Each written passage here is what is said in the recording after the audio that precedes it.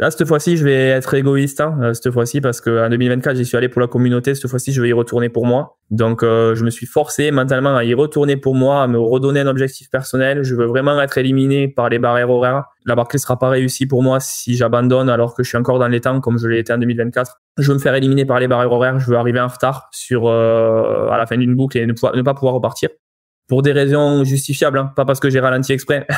Vraiment parce que quelque chose me l'aura empêché. Donc pour moi, la Barclay sera réussie si vraiment je me fais éliminer par les barrières horaires parce que j'aurais fait du mieux que possible, parce que la météo sera terrible, parce que le parcours sera trop difficile, parce que je serai pas prêt.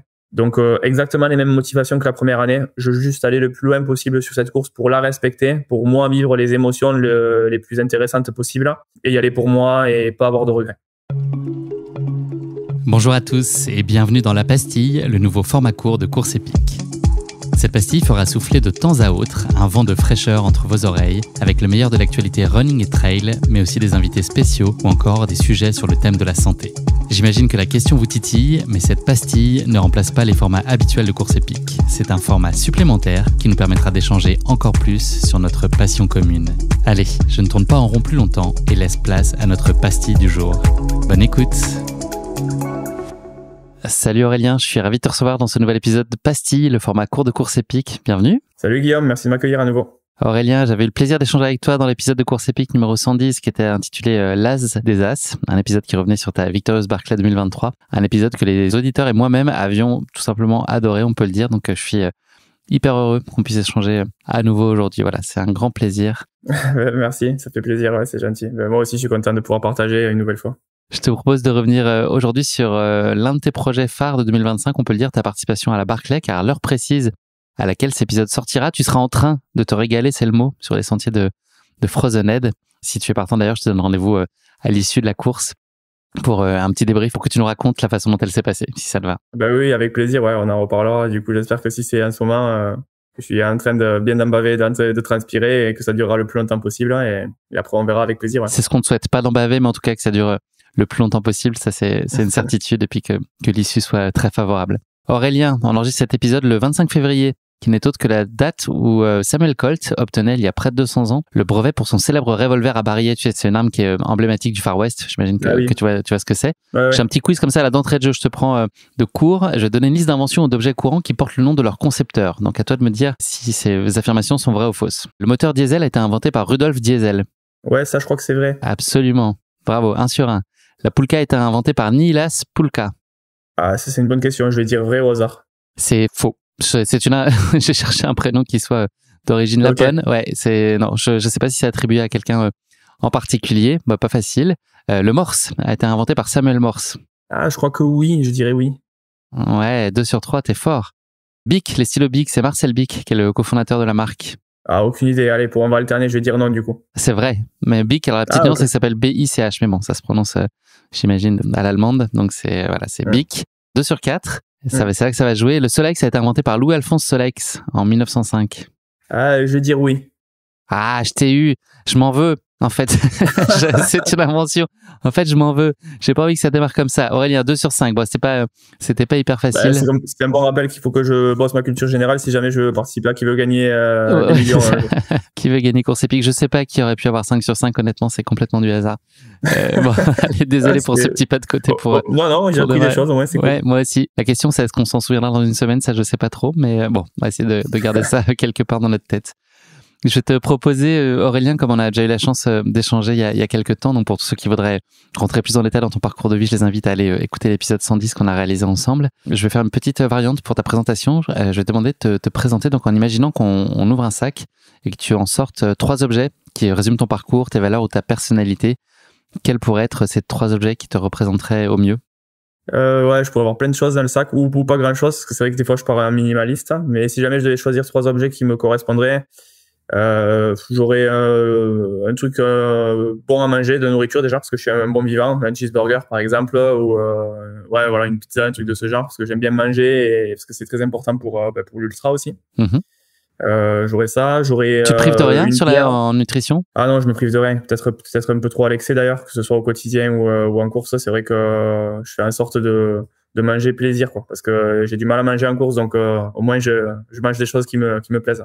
Donc à l'approche d'une course, tu changes rien, tu gardes ta nutrition habituelle. Bah, mes plaisirs évoluent au fur et à mesure des années, donc ma prochaine course, ben là, cette Barclay, en l'occurrence, va falloir que je vois, vu qu'on est encore à quelques semaines de la course, exactement ce qui me donnera envie, donc je vais essayer de me réinventer un petit peu, mais je vais rester sur les mêmes bases. D'accord. Donc un petit cheeseburger, ensuite. Un cheeseburger, une bière ensuite pour l'aspect convivialité, partage, apéro aussi parce que j'aime bien ça. Donc et l'aspect aussi communauté. La bière souvent je la bois pas seule, je la bois quand je suis entouré. Donc ça c'est très important pour moi aussi. Ok, super. Et un petit troisième? Et le troisième, ça serait mon porte-bonheur, ce serait ma coquille de noix. Là c'est une longue histoire. Ouais, c'est l'occasion si jamais pour les auditeurs de prendre connaissance du livre, la résolution que j'ai fait avec Alexis Berg et Aurélien Delfosse, sur laquelle j'explique exactement toute l'histoire de cette coquille de noix. En gros, c'est un symbole de résilience, de coup de cœur pour la Barclay. Donc ça, c'était mon porte-bonheur qui m'a accompagné pendant plusieurs années. Et donc voilà, j'aurai ça dans mon sac. Elle t'a jamais quitté sur aucun de tes défis? Elle m'a jamais quitté, sauf depuis 2023. Elle est au repos maintenant. J'invite chacun à aller évidemment lire cet ouvrage si ça n'a pas déjà été fait. En tout cas, c'est un must. Aurélien, en quelques mots, je voudrais qu'on revienne sur tes débuts en course à pied, quand tu es relativement tardif. On parle du milieu des années 2010, c'était du côté de Phoenix, où tu vivais alors. Tu as une vision qui a très vite été orientée autour de challenge et de défis. Ça a tout de suite été ça, ton moteur, finalement? Ouais, c'est ça, c'est l'aventure directe. Je faisais pas mal de randonnées. À force de faire des randonnées de plus en plus longues, j'ai adoré l'aventure et du coup, ça m'a piqué et j'ai voulu vraiment découvrir plus, que ce soit au niveau des paysages et au niveau de l'endurance que j'avais, quoi. Qu'est-ce que ça a pu te révéler là? Tu as fait des courses très emblématiques, des parcours complètement fous, souvent des off aussi, le John Murtuel, Balier Marathons, le GR10 en autonomie. Quels apprentissages tu as eu? Qu'est-ce que ça a révélé finalement que tu soupçonnais peut-être pas? Bah, au-delà, au lieu de soulever justement l'endurance que j'avais, justement, ça a soulevé plutôt mes points faibles. Ça a permis de me remettre en question, de faire une analyse un peu sur comment progresser à tous les niveaux, que ce soit en ultra, en développement personnel aussi. Faire preuve d'humilité, faire face à ces défis qui sont grands. Donc ça m'a appris beaucoup de choses, ça m'a fait évoluer. Donc j'aime penser que je suis plus la même personne maintenant que je l'ai été avant l'ultra. Donc ça m'a appris beaucoup de choses, que ce soit sur la nutrition, sur l'entraînement physique, etc., mais aussi au niveau des valeurs et au niveau de la sagesse de soi, entre guillemets, la connaissance de soi. Donc je sais mes limites, je sais que je peux aussi progresser et me donner des objectifs assez élevés, mais je sais aussi que je suis un être humain et que l'échec fait partie du process, quoi.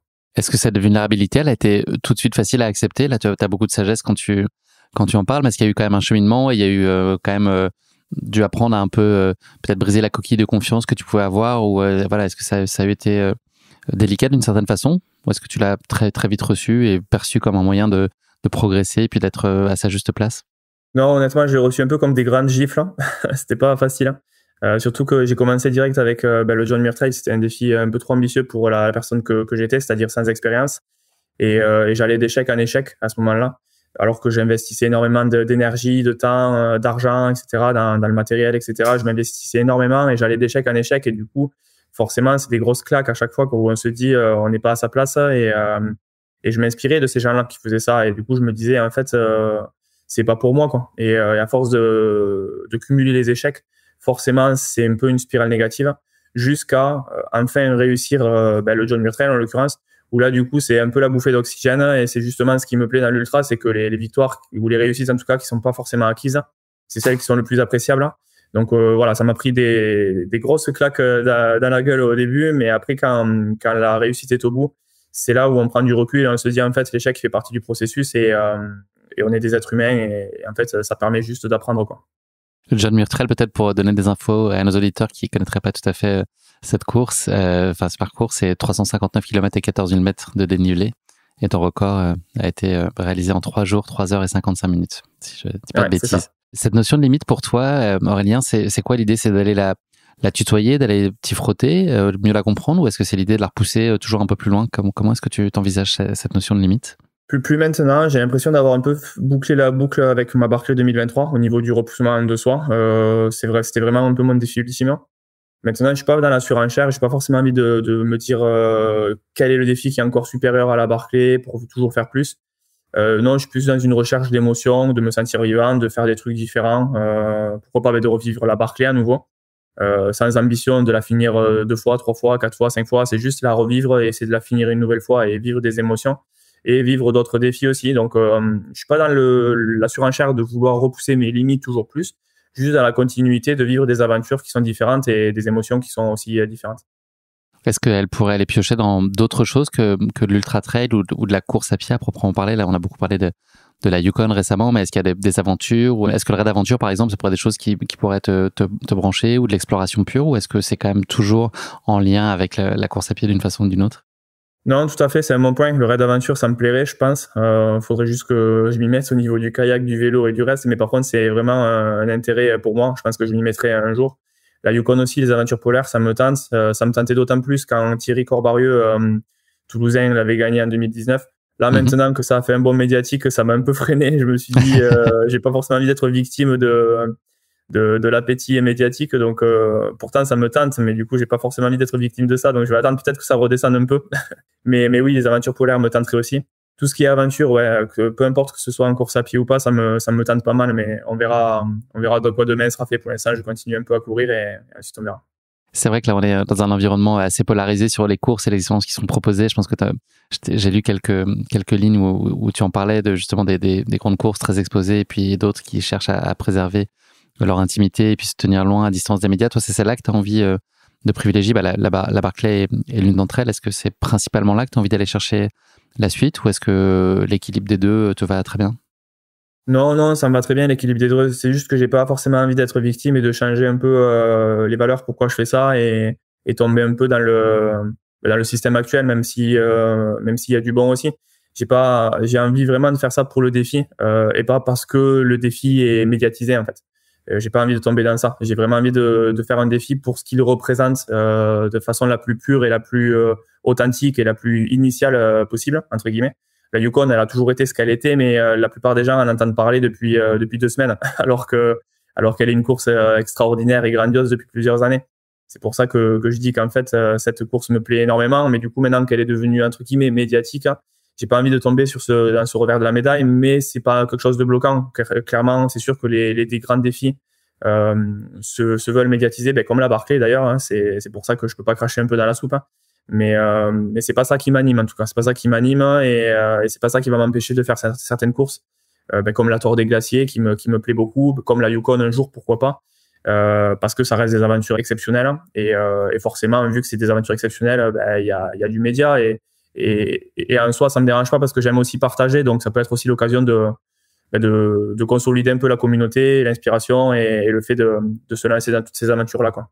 Mais on comprend que c'est pas la clé d'entrée, en tout cas, certainement pas. Non, tout à fait. Ouais. Tes aspirations là d'aventure, de défi, elles ont très vite été formulées. Là, tu nous l'as dit. Est-ce que tu as le sentiment que tout ça a évolué au fil des années, ou est-ce que tu as la même quête? Est-ce que le fameux pourquoi, ce qui te motive, ton moteur profond, est rigoureusement le même qu'il y a quelques années, ou au gré de tes expériences, de ce que tu as pu vivre, tu l'as senti un petit peu pivoter, s'enrichir, se déplacer? Ouais, il s'est déplacé. Je pense que la Barclay 2023, pour moi, mon finish, il a marqué quand même un certain virage où j'étais vraiment une quête de réponse, une grande curiosité jusqu'à cette course-là. Et pour moi, c'était mon rêve absolu en tant que coureuse ultra. Et donc là, j'ai entre guillemets eu les réponses que je voulais, c'est-à-dire j'ai réussi à repousser mes limites et à accomplir ce que je rêvais d'accomplir. Et maintenant, je suis plus dans une quête, au lieu de la curiosité, plus une quête d'émotion, de vie, en fait, de me sentir vivant, à partager ça avec ma copine Lucille, avec mes copains, avec moi-même, découvrir des paysages. Donc, je suis un peu dans une quête différente, une quête d'aventure, tout simplement. Mais pas justement, exactement ce que je disais, pas dans la surenchère, pas vouloir gagner ça, repousser ça, forcément me repousser au maximum et advienne que pourra. Mais voilà, faire des choses un peu différentes ou des choses similaires aussi, comme la Barclay, parce qu'au final, elle évolue tous les ans et c'est tout le temps un nouveau défi. Donc, c'est vrai que ça a pris un petit virage il y a 2 ans. Maintenant, je suis juste dans une continuité et une certaine... voilà, je suis plus en osmose avec ma discipline, j'ai envie de dire. Les réponses que tu trouves là, est-ce qu'elles ouvrent autant de nouvelles questions finalement quand tu termines Barclay et que tu obtiens les réponses et les choses après lesquelles tu courais? Est-ce que finalement elles ouvrent pas aussi d'autres incertitudes et vont questionner à d'autres endroits? Oui, tout à fait. Parce que quand j'ai fait la Barclay française, par exemple, la Chartreuse Termine 3 mois après, je me suis vite demandé pourquoi je faisais ça, quoi. Parce que du coup, j'avais moins le mental, j'avais moins la niaque, j'avais moins l'envie de vouloir finir cette course qui n'avait jamais été finie à l'époque en 2023. Et du coup, je me suis dit, est-ce que j'ai pas quelque chose qui s'est éteint? Est-ce que j'ai toujours la même motivation, la même passion? Et du coup, je me suis posé ces questions-là après mon finish en 2023 et je savais pas trop quelles étaient mes nouvelles motivations. Et maintenant, je l'ai redécouvert, entre guillemets, avec la Swiss Peak que j'ai faite l'an dernier, là, de 700 km, où j'avais pas toutes les réponses encore. Je me suis dit, est-ce que j'allais abandonner au bout de 2 jours ou 3 jours? Et au final, j'ai réussi à la finir et j'ai réussi à profiter. J'ai pas tout le temps parce que c'était difficile et j'en ai bien bavé aussi.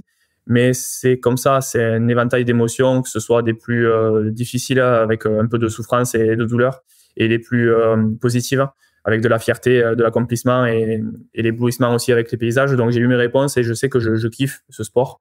Et voilà, mais c'est sûr que oui, ça m'a un peu chamboulé, ça m'a fait poser quelques questions. La Barclay, on l'a compris, elle joue un rôle central dans ta vie. C'est un rêve que tu nourrissais depuis 2017. Est-ce que dès le tout début de ta démarche, tu avais la conviction que tu pourrais un jour vivre ce rêve? Est-ce que tu avais cette certitude ou c'était à ce moment-là simplement une envie, un désir profond? C'était les deux, c'était un désir très profond et une certitude que je voulais la vivre. Après, je savais pas dans quelle mesure j'allais être pris pour être sélectionné. Je me suis donné les moyens pendant plusieurs années pour vraiment être sélectionné et jusqu'à un moment donné où j'y ai plus cru parce que je m'étais donné tellement de moyens entre le record du John Muir Trail, entre la balle 10 marathon, entre le GR10, etc. J'avais tellement fait de choses qu'à un moment donné, je me sentais juste plus capable de surenchérir et d'avoir la clé de la sélection. Du coup, je me suis dit, de toute façon, il y a d'autres défis, donc il suffit aussi de vivre, de faire d'autres choses comme la Chartreuse Terminorum ou d'autres défis de traversée. Et puis c'est venu naturellement, mais c'est sûr que j'y croyais très fort au début, je me suis donné les moyens et après ça s'est un peu estompé quand on se rend compte que ça dépend pas que de soi. C'est pas nous qui décidons si on est sélectionné ou pas, c'est vraiment le directeur de course et c'est la course qui vient nous prendre un petit peu, donc il faut se laisser aller ensuite. Ce qui t'a séduit dans la Barclay, là, c'est au-delà d'un tracé, d'un défi, c'est les valeurs qui te parlaient, c'est aussi ça. Est-ce que un autre terrain de jeu, mais avec des mêmes valeurs, un même esprit, aurait pu t'appeler tout autant, ou c'est peut-être l'ensemble de tout ça qui a créé cette désirabilité chez toi? Ouais, c'est ça, c'est les valeurs principales. Parce que quand je me suis plongé dans les rapports de course des coureurs, des finisseurs et des non-finisseurs de l'époque, il y avait zéro média, il y avait rien. Même pire, le premier finisseur, il a été accueilli par Laz, par une personne à la barrière. Tout le monde était parti, il y avait plus personne. Et là, on se dit, mais pourquoi il fait ça? Est-ce qu'il y a rien à gagner? Il y a pas de gloire, il y a pas de médias, mais en plus, il y a personne qui le félicite à la fin. Et du coup, c'est vraiment un voyage intérieur. Il a fait pour lui. Et c'est ça qui m'a vraiment piqué. C'est le fait de vivre des émotions, avoir des souvenirs pour soi. Et je trouve ça incroyable. Et c'est cet aspect vraiment pur et authentique qui m'a attaché à cette course. Je pense pas qu'il y en ait deux ou plusieurs en tout cas comme cette course-là. Et c'est ça qui a fait que je suis tombé passionné. Je me suis dit à mon humble niveau et avec la simple personne que je suis, je veux vivre ces émotions sans la superficialité qu'il y a autour, juste de la façon la plus simple possible. Aurélien, je vais te faire bosser un petit peu pour planter le décor de cette Barclay. Je vais te donner des chiffres. Tu vas me dire à quoi ils correspondent, donc ils sont en lien avec la Barclay. 1986. C'est la première édition de la Barclay. Ouais. 200. Ça discute, parfois c'est 160, ouais, mais ça ressemble plutôt à 200. C'est le nombre de kilomètres, pas théorique, mais du coup réel de la course. 18 000. 18 000, pour le coup, c'est le nombre de mètres théoriques de la course, parce que c'est plutôt 20 000. Ouais, et une petite arnaque. 5. 5, c'est le nombre de boucles à finir. Ouais, pour être finisher. Et 3. 3, c'est le nombre de boucles à finir pour ce qu'on appelle la fun run. C'est le premier finish, entre guillemets. Ce qui est déjà un sacré morceau. Ouais, c'est ça. 60. 60, c'est le nombre d'heures qu'on a. C'est la barrière horaire totale pour pouvoir faire 5 boucles, justement. Sachant que chacune, c'est moins de 2 heures, hein, c'est ça? C'est ça. 40. 40, alors ça dépend. 40, ça peut soit être le nombre d'heures pour faire la fun run, parce que du coup, la barrière horaire est différente pour faire la fun run, c'est un peu élargi. C'est vrai. Ou alors, c'est aussi le nombre de participants qu'il y a tous les ans à la course. Incollable, Aurélien. Bon, c'est pas une surprise, mais c'est parfait. 1,60. 1,60, c'est le montant de l'inscription qui, lui, ne monte pas avec l'inflation. Ça a toujours été ça depuis 40 ans. C'est 1,60$ pour s'inscrire. 20. 20, c'est le nombre de finishers depuis 2024. On était 17 en 2023. Il y en a 3 qui se sont rajoutés à la liste, dont Jasmine Paris l'an dernier. Incroyable. Et 2017, ça c'est un peu plus, peut-être moins évident, mais c'est en lien avec toi, ta réalisation en 2023. 2017, ben c'est l'année où John et Gary, c'est l'année où John avait fini et Gary avait échoué. C'est ça, et puis c'était en fait personne n'avait réussi à aller au bout de la Barclay jusqu'à toi en 2023. Enfin, vous étiez trois cette année-là, mais il y a eu en tout cas depuis 2017. Voilà, il n'y avait pas eu de finisher. Il y a une année de suspension avec le Covid, mais voilà, toutes les éditions suivantes, personne n'avait réussi à aller au bout de la Barclay. Et deux en lien avec ce dont on a parlé juste avant. Allez, 2%. Je t'aide. Ah, 2%, oui, ok. Ça me venait pas là. Oui, 2%, c'est le taux de réussite global sur les 40 dernières années de réussite. Il y a 2% de finisher sur le taux de participation. Aurélien, t'es un boss, franchement, c'était hyper impressionnant. Ouais, ça va, là, je suis un peu un terrain inconnu quand même. J'ai pas forcément été dans le bûcher, tout ça. Tu as été très pédagogue en tout cas. Au cœur de la Barclay, il y a évidemment un personnage qui est central, à savoir Gary Cantrell, alias Lazarus Lake, alias Laz. C'est possible de créer du lien avec lui? Est-ce qu'au fur et à mesure, tu vois, du temps que tu as pu passer, des différentes rencontres, tes participations à la Barclay, est-ce que c'est quelqu'un avec qui c'est facile de donner contact? Et qu'est-ce que toi, tu as peut-être découvert de sa personnalité que tu soupçonnais pas avant de le rencontrer? Ouais, c'est marrant parce qu'à travers les vidéos, les médias, etc., on s'attend à ce que ce soit quelqu'un c'est un gourou un peu, c'est celui qui représente la course, qui dit qu'on va échouer, qui dit que les femmes n'ont pas leur place, etc. Donc il attise un peu le feu, il nous challenge. Mais en fait, au fond, c'est vraiment une personne très empathique. C'est un coureur d'ultra déjà, la plupart des gens ne le savent pas, c'est un passionné d'ultra et il court lui-même. Donc il est très humble, il sait ses limites aussi, il est très passionné, il est très humain. Il est très simple d'accès. Il adore faire des blagues. C'est un conteur, en fait. Il adore parler et raconter des histoires. Et c'est ça, la Barclay, en fait. Pendant 60 heures, lui, il est au camp. Il est autour du feu. Et ce qu'il fait, c'est qu'il raconte les histoires des coureurs des 40 dernières années. Et l'année d'après, il a encore d'autres histoires à raconter. Par exemple, l'histoire de Jasmine Paris pour l'année 2024 et les autres aussi. Donc, en fait, c'est un grand conteur, une personne vraiment humaine, très empathique, très accessible. Et pour moi, très inspirante parce qu'en plus, il est très intelligent. Il a créé plein de concepts de course très atypiques, comme la Barclay, mais aussi les backyards ou d'autres courses qu'on connaît moins ici, mais qui sont bien implantées aux États-Unis. Donc voilà, c'est ça, là, c'est quelqu'un de très inspirant, très humain et qui fait partie de la communauté. On va parler de ta Barclay 2023 brièvement, Aurélien. Donc tout le monde a en mémoire ta victoire, c'était le 17 mars. Tu es devenu pour l'occasion le premier Français à boucler la course. Tu avais mis 58 heures et 23 minutes alors que tu en prenais le départ pour la première fois. Tu étais Virgin à l'époque et tu as signé aussi au passage le record sur une boucle. John Kelly est arrivé 19 minutes après toi, le Belge Karel Sabé, au ras du portillon, 27 secondes avant la barrière horaire. Tu avais parlé lors de ton finish sur cette Barclay comme étant le plus beau de tes souvenirs, ton Graal en course à pied. Est-ce que c'est encore le cas aujourd'hui? C'est là où tu le places toujours? Oui, c'est le cas. J'ai vraiment vécu une course parfaite. Quand j'y pense, en fait, j'ai plus de souvenirs de douleur, de moments de doute. J'étais dans ma zone, j'étais dans ma bulle. Je faisais ce que je voulais faire, ce que j'avais à faire, sans regret. J'étais en train de kiffer ma course. Je l'ai vraiment kiffé du début jusqu'à la fin. Donc le fait de kiffer sa course, de pas trop la subir, et en plus de finir avec une réussite, clairement, c'était pour l'instant ce que je considère la course de ma vie, quoi. C'est celle que j'ai le plus réussi et le plus adoré. Donc, j'espère pouvoir revivre un jour une course comme ça. J'ai l'impression que malheureusement, elle est derrière et que je la revivrai pas, donc c'est un peu dommage, mais je suis encore en quête de ce genre d'émotion, le fait d'être en maîtrise de sa course et le fait de la réussir de cette façon-là. Donc oui, pour moi, c'était une course qui était pour laquelle j'ai beaucoup de nostalgie. Ouais. Tu aurais pu te satisfaire même si tu n'avais pas été finisher, de la façon dont tu as mené la course, si malheureusement tu avais été défaillant sur la dernière boucle par exemple, est-ce que tu aurais quand même pu tirer beaucoup de satisfaction ou est-ce que c'était indispensable pour avoir une satisfaction pleine et entière, il fallait que tu ailles au bout?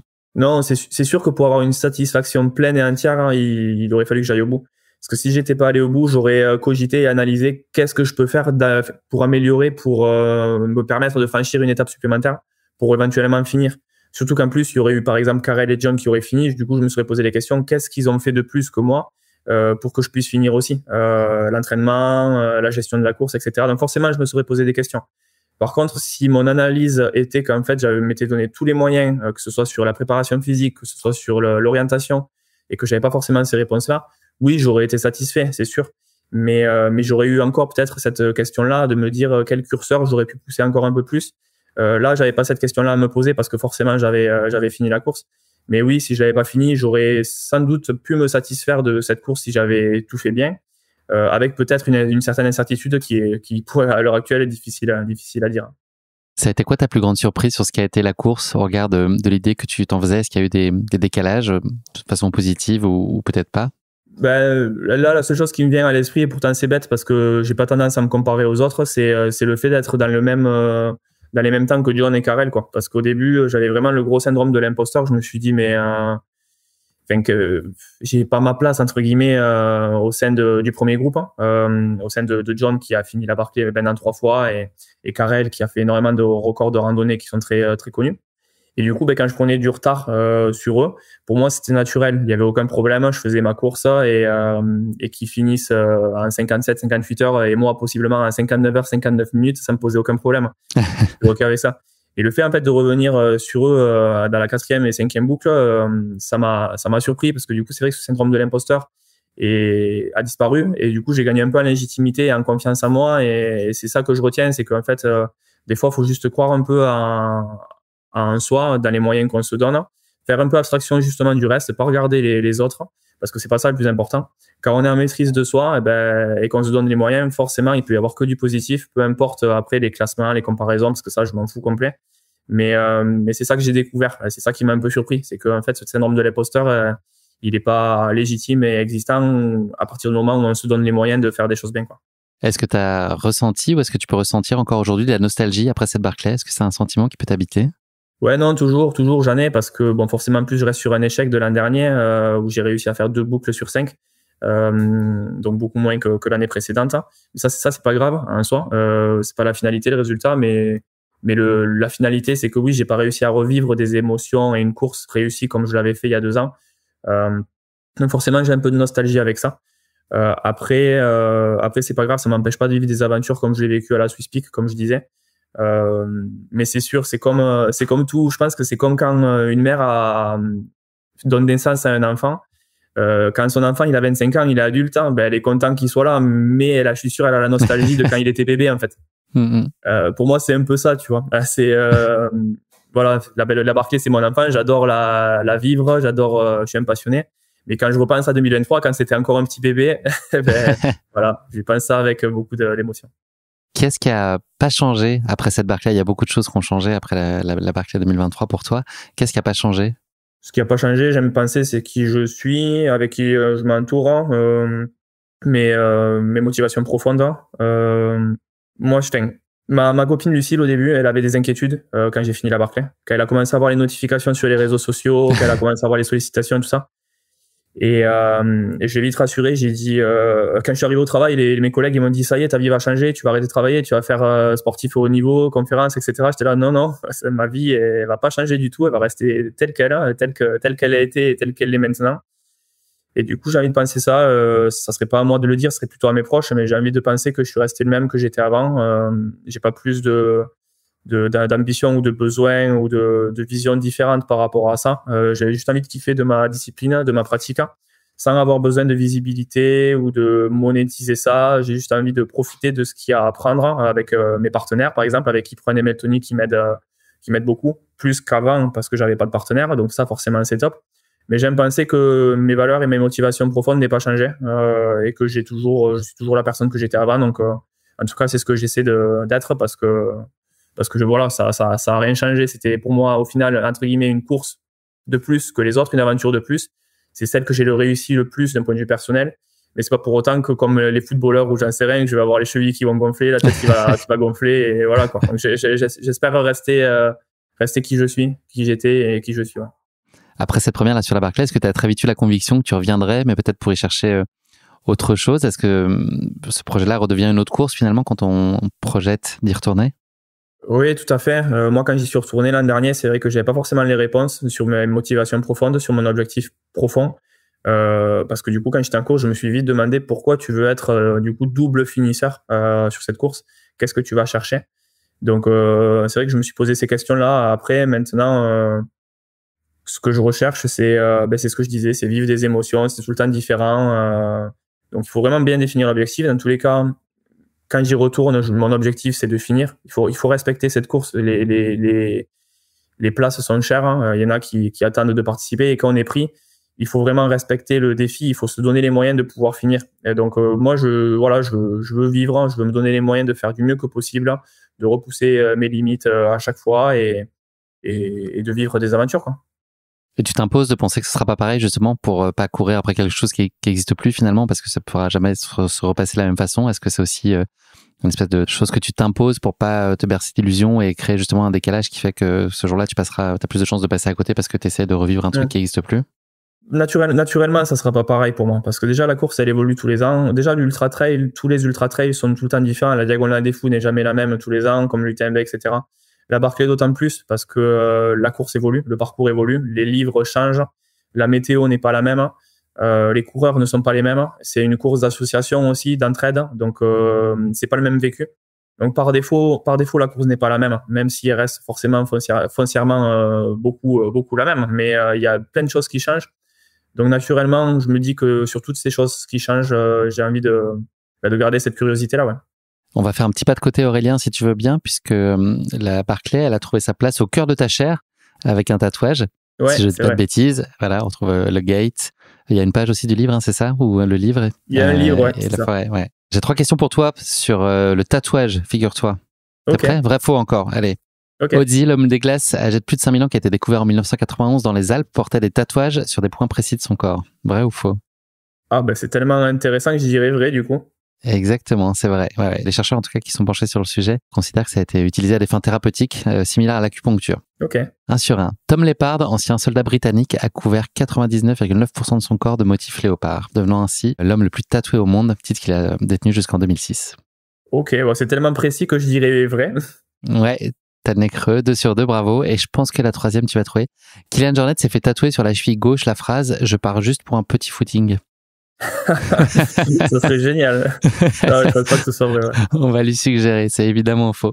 Bravo, j'ai pas eu besoin de t'aiguiller, tu t'en es sorti comme un chef, Aurélien. On reprend le cours de la Barclay, on va parler de 2024. T'es revenu donc l'année suivante, l'année dernière. Ta prépa s'est passée idéalement. Est-ce que t'avais, enfin, c'est ce que j'en ai lu en tout cas, est-ce que t'avais adapté des choses? Est-ce que t'as répliqué ce qui avait bien fonctionné en 2023? Ouais, je rate beaucoup Strava, je rate beaucoup mes chiffres de mes prépas précédentes à chaque fois. Mais c'est ce que j'ai fait sur ma prépa 2023. J'ai regardé ce que j'avais fait l'année précédente et du coup, j'ai fait à peu près des choses similaires, voire un petit peu plus, je crois me rappeler. J'avais fait quelques sorties un peu plus longues. Donc non, j'ai réexécuté mon plan qui avait fonctionné et au moins, j'étais dans ma zone de confiance et je me suis dit que le job, il était fait, quoi. C'est la 2e année donc sur laquelle tu te présentes sur la Barclay, t'es plus virgin, tu as une bonne connaissance de la course évidemment. Est-ce que finalement ça peut être difficile de savoir ce qui t'attend ou est-ce que ça ne peut être qu'un avantage d'avoir déjà pratiqué, d'avoir vécu cette expérience de la Barclay, ou ça peut aussi soulever des craintes parce que tu sais de quoi cette aventure va être faite? Il y a Laz que j'ai vu il y a quelques semaines là et c'est marrant, il m'a dit une phrase, il m'a dit la première année tu l'as fini parce que tu avais peur de la Barclay, du coup tu t'es donné tous les moyens. Et la 2e année, tu as pas fini parce que tu avais peur de la Barclay, parce que tu savais ce qui t'attendait. Donc, en fait, faire la Barclay, au-delà de la finir ou pas, ça donne énormément de connaissances. C'est un gros avantage à ceux qu'on appelle les vétérans, ceux qui l'ont déjà fait. Ça, c'est indéniable. Ça donne, c'est nécessaire parce que quand on n'a pas fait la Barclay, il faut s'attacher à un vétéran, au moins là sur la première boucle, pour apprendre le parcours, pour savoir de quoi la course est faite. Ça, c'est sûr. Par contre, c'est vrai que quand on a fait la Barclay, on sait aussi que c'est un défi très très compliqué et que du coup, ben moi, quand j'étais dans ma seconde Barclay, dans ma 2e boucle, en train de commencer à souffrir, je savais que j'allais vivre 3 autres boucles supplémentaires en souffrance, dans du hors-sentier, à faire que tomber, à avoir mal aux côtes, aux coudes, etc. Et du coup, je me suis vite projeté et je savais par quoi j'allais passer. Exactement comme John Kelly en 2019, quand il était revenu après son finish en 2017, il avait abandonné au bout de 2 boucles pour les mêmes raisons. Il a dit, je sais par quoi ça va passer pour faire 5 boucles et je suis pas prêt pour y passer mentalement. Donc au final, ça m'a un peu desservi la 2e année, c'est sûr, parce que j'avais pas le même feu intérieur. Et puis en plus, je savais de ce qui m'attendait. Donc clairement, ça m'a fait mettre le clignotant assez rapidement. Ouais. T'as un premier tour quand même qui se passe bien. Est-ce que t'es confiant à ce moment-là sur la suite? Bah oui, le premier tour, il se passe nickel. Il se passe comme le premier tour de l'année précédente. On arrive à découvrir les nouveaux livres et le nouveau parcours de la façon la plus efficace possible. J'arrive à la fin de cette première boucle confiant, optimiste. Et après, bon, c'est là où c'est dans la 2e boucle que ça devient difficile. Mais la première boucle, en tout cas, se termine de la façon la plus positive possible. Tu as eu de la ressource quand même là dès le deuxième tour pour repousser un peu les signaux qui pouvaient te laisser penser que la course était peut-être en train de commencer à t'échapper ou que peut-être les sensations commençaient à devenir moins bonnes. Est-ce que tu as réussi à lutter quand même, ou tu parlais de ce feu qui était un petit peu moins vif peut-être cette année-là? Est-ce que finalement il t'a désarmé très vite par rapport aux sensations que tu as pu avoir à ce moment-là? Non, il m'a désarmé très vite, immédiatement. En fait, ce qui s'est passé, mais j'ai pas forcément envie d'en faire une excuse, mais c'est ce qui s'est passé réellement, c'est quand mon pote Guillaume a fini sa première boucle et qu'il lui manquait une page, et que je suis reparti seul. Ça, c'était pas attendu. Là, je me suis revu encore en 2023 en train de repartir seul devant lui, en train de moi d'aller chercher mon finish et lui d'abandonner, alors que lui, ça faisait quelques années qu'il cherchait son finish. Et là, je me suis dit mais à quoi bon, en fait? Moi, je l'ai déjà eu, lui, il l'a pas eu, et c'est encore un coup du sort qui fait qu'il va devoir abandonner. Bon, il s'est passé qu'il a retrouvé sa page, qu'il est revenu en course avec 3 heures de retard, etc. Bon, l'histoire était positive à la fin. Mais en fait, cette anecdote, elle m'a un peu flingué. Je suis reparti direct dans la deuxième boucle seul, avec énormément de regrets sur la situation, sur le scénario, en fait. Et du coup, je me suis dit, qu'est-ce que tu fous là?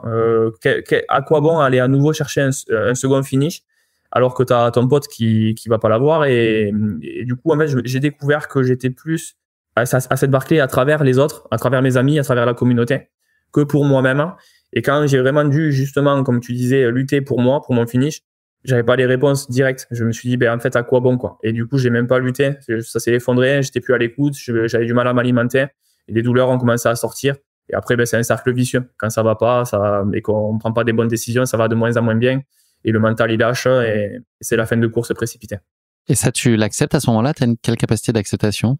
Oui, après, avec les ultras, j'ai vraiment appris à vraiment accepter les échecs de la façon la plus simple possible.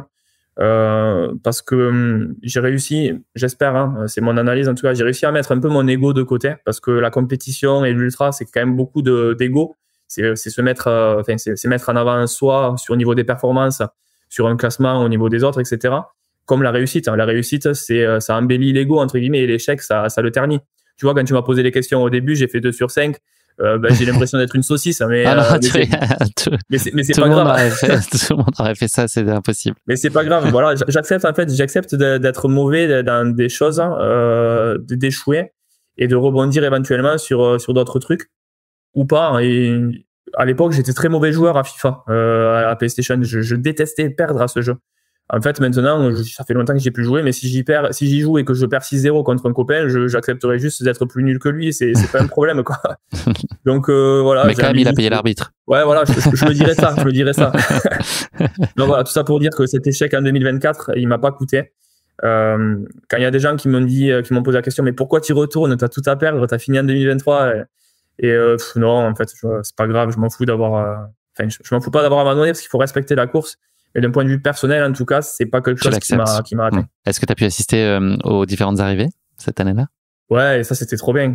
C'était un gros souvenir. On parlait de mes souvenirs de mon arrivée en 2023, mais en vrai, le souvenir de voir les autres arriver, c'était un souvenir très, très fort. Ior, le Virgin qui arrive premier d'une facilité exceptionnelle. Et ensuite, tous les autres, Jared et John qui font un multiple finish. Greg qui vient chercher son premier finish. Et pour finir avec Jasmine, première femme à finir, qui va chercher ça du fond de ses tripes. J'étais vraiment privilégié et content d'avoir abandonné quand j'ai vu ça, parce que je me suis dit, je voulais pas être dans les bois à ce moment-là, quoi. Et puis c'est un peu la posture dans laquelle t'étais, de très communautaire, de collectif, de partage, finalement, à l'écoute aussi des autres. Ouais, c'est ça. Donc là, quand j'ai vu ce finish, en fait, des fois, il y a des signes. La vie, en fait, naturellement, elle nous amène vers des choses qui font sens, en fait, qui nous font réaliser que ça devait être comme ça. Et en fait, cette année-là, c'était pas ma course, c'était la course de ces 5 finishers-là. Et le sens de ma course, c'était d'abandonner pour être témoin de ce qu'ils faisaient. Et voilà, c'était ça, quoi. Une autre façon de vivre la Barclay. Ouais, c'est ça. Le bilan que tu as tiré, là, les enseignements que tu nous as livrés avec beaucoup de sagesse, est-ce que dès l'instant où ça se passe, tu es dans cette capacité d'analyse, où il faut quand même du temps, des jours, des semaines pour que tu arrives à porter ce regard le plus serein et objectif possible sur ce qui s'est passé?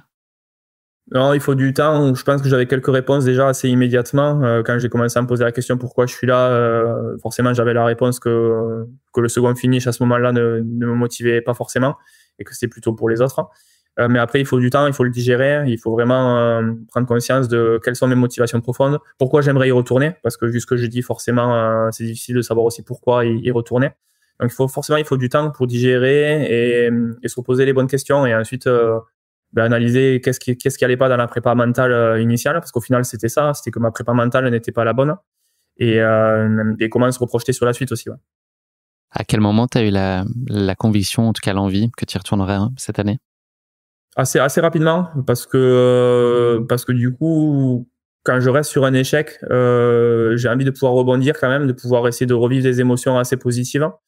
Donc, j'ai vite regretté, j'ai vite culpabilisé de pas avoir respecté la course, parce qu'au final, quand j'ai mis le clignotant, j'ai pensé à moi en me disant c'est pas important, l'ego on le met de côté, c'est pas un souci. J'ai pensé à la communauté en me disant tu vas être spectateur de ce que les copains ils vont faire, c'est top. Mais j'ai pas pensé à la course, j'ai pas pensé à la Barclay, j'ai pas pensé à ceux qui étaient pas au camp, qui se seraient donné les moyens de repousser les limites plus que moi. Et du coup, j'ai culpabilisé. Je me suis dit, t'as mis le clignotant trop tôt. T'aurais dû vraiment lutter et respecter le fait que t'étais sélectionné et respecter ta place. Donc, cette culpabilité-là fait que j'ai vraiment envie d'avoir l'esprit de revanche. Et ça, je vais y penser sur cette Barclay-là. Je vais me dire, en fait, tu vas te donner tous les moyens de faire du mieux que possible, peu importe ce que tu cherches, peu importe si tu cherches un finish, peu importe si tu cherches quoi que ce soit. Dans tous les cas, tu vas te mettre dans une situation où tu ne pourras pas abandonner tant que tu te fais pas éliminer par les barrières horaires ou tant que t'as pas vraiment une raison justifiable, quoi. Et du coup, ça, je me suis rapidement persuadé de cette raison-là et du fait de vouloir y retourner pour me faire pardonner un peu par la course, quoi. Aurélien, je voudrais qu'on fasse un tout petit pas de côté sur la suite de ta saison 2024. Il y a eu un autre moment fondateur et très marquant pour toi qui a été la Swiss Peak 660. C'était au mois d'août, 660 km et 49 000 mètres de D+. Tu as fini 3e en 89 heures. Quel souvenir tu regardes de cette expérience? Qu'est-ce que tu avais là envie d'aller y chercher? J'imagine que c'était bien différent de ce qui pouvait t'appeler chez la Barclay. Qu'est-ce que tu gardes de cette expérience qu'on peut retrouver dans un film qui s'appelle Ultra Vivant, qui va être disponible dans le cadre du film Nature Trail. Voilà, donc en salle à partir du mois de mars. Donc j'invite nos auditeurs à aller évidemment le regarder. Qu'est-ce qu'elle t'a apporté, cette Swiss Peak? Est-ce qu'elle t'a donné aussi un nouveau souffle et tu avais besoin de ça aussi pour vivre un moment intense et connaître de la satisfaction aussi sur ta saison 2024? Cette course, en fait, elle représentait une nouvelle aventure, 700 km. J'avais fait une seule fois autant et c'était en off, c'était la traversée des Pyrénées, c'était pas lors d'une course organisée. Donc déjà, c'était un défi, un ultra trail très atypique, un défi qui était là. Et ensuite, c'était des paysages qui étaient exceptionnels. La Suisse, j'ai jamais été, je connais pas, j'ai vu des vidéos et ça paraissait vraiment incroyable. Donc je voulais découvrir ça. Donc pour ces trois aspects-là, le fait que c'était un ultra trail difficile, le fait que il y avait des jolis paysages et le fait qu'il y avait une communauté et des coureurs avec moi, je voulais vivre ça et je voulais voir comment ça allait se passer. J'avais de la curiosité parce qu'il y a tellement de variables en fait entre les coureurs, les ravitaillements, la course, la distance, les paysages qui font que c'est une grosse inconnue et que du coup je sais pas quel type d'émotion je vais vivre. Et du coup, ça a été une expérience incroyable. En plus, j'ai été accompagné de Lucille, ma copine qui m'a soutenu tout le long, qui en plus a fait son ultra elle de 170 km un jour après mon finish. Donc c'était une aventure collective incroyable. Et les potes Jean et Max qui étaient là pour filmer aussi et qui vont sortir un documentaire rapidement pour transmettre cette aventure qui était vraiment intense à tous les niveaux. Aurélien, quelques mots sur cette édition de la Barclay, donc qui se tient en ce moment même où on se parle. C'est assez bizarre comme idée, même si on est quelques jours avant. Est-ce que tu vas retrouver avec le plus de plaisir cette année? Avec le plus de plaisir, non, j'ai pas quelque chose en tête. Il y a plein de choses en fait. Il y a et la communauté, j'ai envie de revoir tous les coureurs, et la course, il me tarde de découvrir le nouveau parcours, et la météo, il me tarde de découvrir la nouvelle météo entre guillemets, à quelle sauce on sera mangé cette année. Ça, c'est une variable qui est très importante aussi. Donc, pour ces trois aspects-là, un peu, quelle sera la Barclay de cette année, quelle sera la communauté. Donc, il n'y a pas quelque chose de plus que l'autre. La chose principale, forcément, ça sera ma course. J'espère pouvoir la vivre de la façon la plus positive et la plus en maîtrise possible. Et ça, advienne que pourra, quoi. Tu te sens, j'imagine, quand même observé et exposé malgré tout. Est-ce que ça change quelque chose? Est-ce que tu es très imperméable à tout ça, à tous ces regards et ces attentes? Non, je pense que je suis vraiment imperméable. Je pense que j'en ai vraiment. Justement, pour moi, il y a pas d'attente à avoir en fait. En tout cas, s'il y en a, moi, j'en ai pas, parce que je sais que dans tous les cas, je ferai du mieux que possible, que ce soit avec ma condition physique et ma condition mentale. Je me suis projeté dans cette course de la meilleure façon possible, comme 2024. Et j'ai pas eu trop de regrets à part celui que j'ai exprimé. Mais c'était comme ça, c'était la conséquence de course. Donc les seules attentes que je me donne, c'est celles qui viennent de moi. Et les autres, si je les déçois, c'est qu'ils n'auront pas forcément peut-être la connaissance de l'investissement que j'ai mis dans cette course. Pour moi, il n'y a pas de déception à avoir parce que dans tous les cas, je vais me donner les moyens de faire du mieux que possible. Le résultat, c'est juste la finalité. Le plus important pour moi, c'est le processus, c'est le pendant, c'est les moyens qu'on se donne. Donc, j'ai pas de pression sur le résultat. Le résultat, ça sera une simple conséquence de tout ce que j'aurais fait. Et dans tous les cas, je vais essayer de l'accepter du mieux que possible. Tu prévois d'arriver combien de temps sur place avant? Je vais pas arriver longtemps cette fois-ci. Je vais arriver 4 jours avant. Ouais, 4 jours avant. Manière de pouvoir un peu décaler mon sommeil avec le décalage horaire. Voilà, m'acclimater un minimum et voilà. T'auras quelle équipe avec toi? Il y aura ma copine, il y aura Lucie là, qui sera là. Mm-hmm. Donc ça, je suis trop content parce que ça sera sa première fois ici, à Frozenhead. Et ensuite, il y aura Thomas. Voilà, je pense que je peux le dire parce que du coup, les coureurs sont partis. Et voilà, il y aura Thomas, le frère de Guillaume, qui a été pris avec Guillaume en assistant.